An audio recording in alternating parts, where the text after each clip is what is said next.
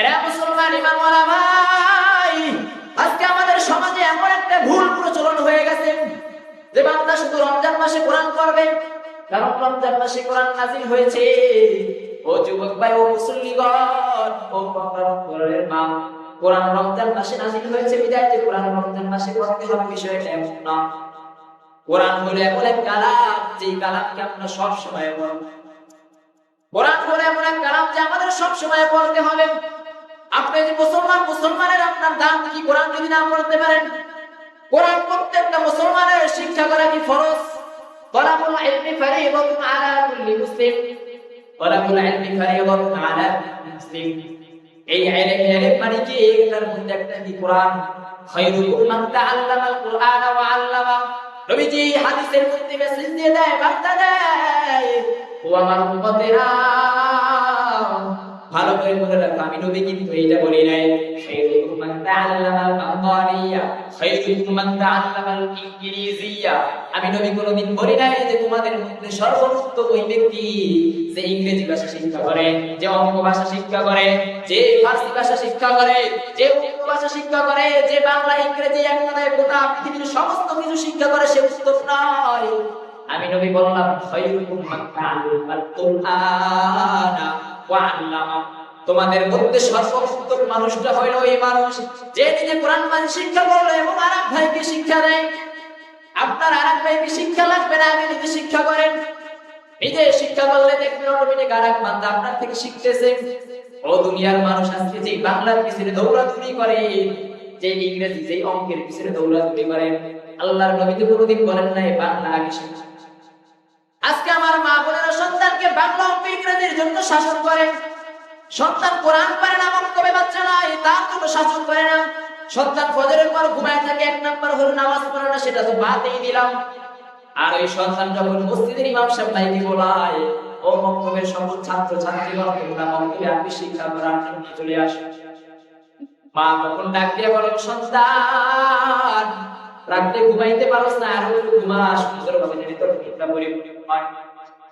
এরপর দানব কোরআনের মা, আমার মুসলিমগণ, ভালো করে মনে রাখবেন, যে সন্তানটার জন্য আপনি মায়া করলেন, যে সন্তানটার জন্য আপনি মায়া করলেন, কোরআন শিক্ষা দিলেন না, আপনি যখন মারা যাবে এই সন্তানকে যে কোরআন শিক্ষা দেন দেয়, এর আযাব আপনি সবার আগে পাবেন। কারণ দুনিয়ার মধ্যে সন্তান যখন আপনাকে আল্লাহ তাআলা দান করেছেন, এই সন্তান কিভাবে পড়াশোনা করবে আপনার মা বাবার দায়িত্ব। কিন্তু আমার মা বাবা আজকে দেখেন আমাদের মা বাবাগুলো কেমন গন্ডগোল। নবীজি বলেন, আপনি হাফেজ আলেম হতে পারেন না, বাদ দিলাম, আপনার তো সুযোগ রয়েছে আপনার সন্তানটাকে হাফেজ বানান, আপনার সন্তানটাকে আলেম বানান। আপনার সন্তান হাফেজ আলেম কোনটাই বানানো লাগবে না, সবাই বাদ দিলাম। আপনার সন্তানকে কোরআন শিক্ষা দেন, যে দেখে দেখে কোরআনটা পড়তে পারে, সেটাও আপনি শিক্ষা দেন না। চিন্তা করেন, মাদ্রাসায় পড়াইলে তো আমার টাকা যাবে প্রতি মাসে 500-1000 টাকা। ও গোটা পৃথিবীর মানুষ, আজকে তোমার সন্তান যখন স্কুলে পড়ে, ওই স্কুল থেকে যখন স্যার আনা হয়, পরীক্ষার সময় 2000-5000 টাকা লাগবে। প্রাইভেট মাস্টার, স্কুলের মাস্টার স্যার যখন বলেন প্রাইভেট পড়ার সময় 1000 না 3000 টাকা লাগবে। তোমার মতো গন্ডমূর্খ মা, তোমার মতো গন্ড জাহিল বাবা, তখন তোমার সন্তানকে ওই সময় 3000-5000 টাকা দিতে দ্বিধাবোধ করো না। কিন্তু তোমার সন্তান যখন বলে, ও মা, ও বাবা, আমি কোরআন শিখবো, আমার ও পর্দার অন্তরালের মা, আমার মুসলিমগণ, ও মদিনাওয়ালা নবীর আশিকের দল, একবার কি খেয়াল করেছেন, যে সন্তানটা আপনার কাছে বলল মা আমি কোরআন শিখবো, আপনার মা তখন অস্বীকার করলেন। মনে রাখবেন, এই সন্তান যদি গোটা পৃথিবীর মধ্যে দুনিয়ায় যতদিন বাঁচবে যদি কোরআন শিক্ষা নাও করে, সবার আগে আপনার মতো মা বাবার গুনাহ হবে, সন্তানের গুনাহ হবে না। কথা বলেন ঠিক কিনা? তাই আমি আমার মুসলিমদেরকে বলবো, আজকে সন্তানকে কোরআন শিখান। নিজেরা তো কোরআন পড়তে পারেন না, আলহামদুলিল্লাহ পড়েন, তাও আবার 30-40টা ভুল হয়। কিন্তু এই সন্তানটাকে যদি আজকে কোরআন শিখাই দেন, আলহামদুলিল্লাহ প্রত্যেকটা সূরা যদি মক্তবে শিখাই দেন, সন্তানটা যদি সুশিক্ষায় শিক্ষিত হইতো, ওই কিয়ামতের ময়দানে আমার রব ডাক দিয়া বলতেন, আব্দুর রহিম, ও আব্দুর রহিম, তোর সন্তানের কারণে আজকে তোর মতো বাবা, তোর মতো মা কিয়ামতের ময়দানে সবার উপরে থাকবে, সবার উপরে মাথা দেওয়া হবে। ওই কিয়ামতের ময়দানে যখন হাফেজের বাবাকে ডাক দেওয়া হবে, হাফেজের বাবা এখানে দাঁড়াও, তোমার মাথায় একটা মুকুট পরায় দেবে। ওই সময় কাফির ইহুদি নাস্তিকরা তাকায় বলবে, এরা কারা? তোমার মতো আমার মতো মুসলমান তখন ডাক দেওয়া বলবে, এরা কারা? সারা হাসরের মধ্যে মানুষ সব মানুষগুলো তার চিন্তায় থাকবে। আর এই মানুষগুলো স্পেশালি কি কারণ? ও মুসলমান ঈমানওয়ালা ভাই, তখন ফেরেশতারা ডাক দিয়া বলবে, এর নেমু খারাপ ও মুনাফিকের দল, ও বেঈমানেরা, আল্লাহ তাআলা দুনিয়ার মধ্যে তোদেরকে যে সময় দিয়েছে, তোরা নিজেরাও কোরআন পড়তে পারোস না। আল্লাহ তাআলা তোদেরকে যে সন্তান দিয়েছে, এমন মানুষ রয়েছে আল্লাহ তাআলা তাকে সন্তান দেয় না, ছেলে দেয় না, মেয়ে দেয় না, কিন্তু আল্লাহ তাআলা তাকে সন্তান ছেলে মেয়ে কোনটাই দেয় না। ওই ব্যক্তি আল্লাহর কাছে দোয়া করে, আর আল্লাহ তাআলা তোমার কাছে এত বড় একটা নিয়ামত দিলেন, ছেলে দান করলেন, মেয়ে দান করলেন, এই ছেলে মেয়ে কোন কাজে লাগাইলাম? এই ছেলে মেয়ে মাদ্রাসায় ভর্তি করছো কিনা? মাদ্রাসায় ভর্তি মান দিলাম, কোরআন শিক্ষা করাইছো কিনা? তখন ওই কিয়ামতের ময়দানে কি উত্তর দিবেন? দুনিয়াটা বাদ দিলাম, ওই কিয়ামতের ময়দানে কি উত্তর দিবেন? আবার যদি দুনিয়ার মধ্যে আসেন, দুনিয়ার মধ্যে যদি আপনার সন্তানটা হাফেজে কোরআন হয়, সারা সমাজের মধ্যে দেখবেন, আমি আজকে কসম খেয়ে বলে গেলাম, গোটা সমাজের মধ্যে দেখবেন আপনার মতো বাবা এমন সম্মান থাকবে যে অমুক হাফেজের সন্তান, অমুক হাফেজের বাবা, অমুক হাফেজের মা। কারণ যেই মার গর্ভে এই সন্তানটা একজন হাফেজে কোরআন হইল, যেই মায়ের গর্ভে এই সন্তানটা হাফেজে কোরআন হইল, ওই মায়ের কাছেও দেখবেন মনটা শান্তি লাগে যে একটা সন্তান গর্ভে আল্লাহ তাআলা দান করেছে।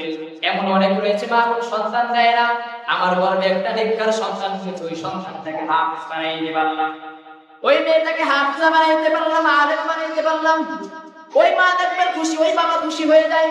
সে দুনিয়াও সবচেয়ে সফল কাম, দুনিয়াও সবচেয়ে শ্রেষ্ঠ ব্যক্তি। গোটা সমাজের মধ্যে যদি বলা হয় সবচেয়ে সুন্দর ভালো ব্যক্তি কেডা, দেখবেন তখন ডাক দিবে যে অমুক হাফেজের বাবা সে করতে পারে। এবং আল্লাহ তাআলা আপনার সন্তান হাফেজ হওয়ার কারণে দেখবেন আপনার মতো বাবারে আল্লাহ তাআলা বড় বড় বিপদ থেকে বাঁচায় দিবেন। আল্লাহ তাআলা বড় বড় বিপদ থেকে বাঁচায় দিবেন। আপনার কামাই নাই, রোজগার নাই, ওই যে আপনার একটা সন্তান যে হাফেজে কোরআন হইছে, এই সন্তানের বদৌলতে আল্লাহ তাআলা আপনার ঘরের মধ্যে এত রহমত দিবেন যেটা আপনি কোনোদিনও কল্পনা করতে পারবেন না। বলেন সুবহানাল্লাহ। উদাল্লিল মুত্তাকিন। আল্লাহ তাআলা পবিত্র কোরআন কারীমের মধ্যে দ্বিতীয় নাম্বার সূরার মধ্যে বলেন, আলিফ লাম মিম যালিকাল কিতাবু লা রাইবা ফীহি হুদাল লিল মুত্তাকিন। এর নবীর উম্মতের দল, আল্লাহ বলেন আলিফ লাম মিম। গোটা পৃথিবীর কোন মানুষের ক্ষমতা নেই এই আয়াতের তর্জমা করা। আলিফ লাম মিম এই আয়াতের তর্জমা করার গোটা পৃথিবীর মানুষের কারো ক্ষমতা নেই। আল্লাহ তাআলার সামনে আয়াত বেলা বলেন, এই যে আলিফ লাম মিম এই আয়াতের তর্জমা একমাত্র আল্লাহ তাআলাই জানেন। বলেন সুবহানাল্লাহ। শুধু তাই নয়, আল্লাহ তাআলা কোরআন কারীমের মধ্যে যে হামিম, কফ, ইয়াসিন, আলিফ লাম রা এই সমস্ত যে আয়াতগুলো রয়েছে, আলিফ লাম মিম সাদ, কফ, সাদ এই সমস্ত যে আয়াতগুলো হরফে মুকাত্তাআত বলা হয়, এই সমস্ত আয়াতের তরজমা গোটা পৃথিবীর কোনো মানুষের আল্লাহ তাআলা ক্ষমতা দেয় না যে এই সমস্ত মানুষ এই সমস্ত আয়াতের তরজমা জানবে। আল্লাহ তাআলা এগুলোর তরজমা আল্লাহ তাআলা বিশেষভাবে আল্লাহ তাআলার কাছে রেখে দিয়েছেন। আল্লাহ তাআলা পবিত্র কোরআন কারীমের মধ্যে বলেন, যালিকাল কিতাবু লা রাইবা ফীহি। ও গোটা পৃথিবীর মানুষ, আমি আল্লাহ তাআলা তোমাদেরকে মহব্বত করে একটা কোরআন দান করেছি, সেই কোরআন গোটা ধর্মের মধ্যে আমি আল্লাহ তাআলা দান করি নাই।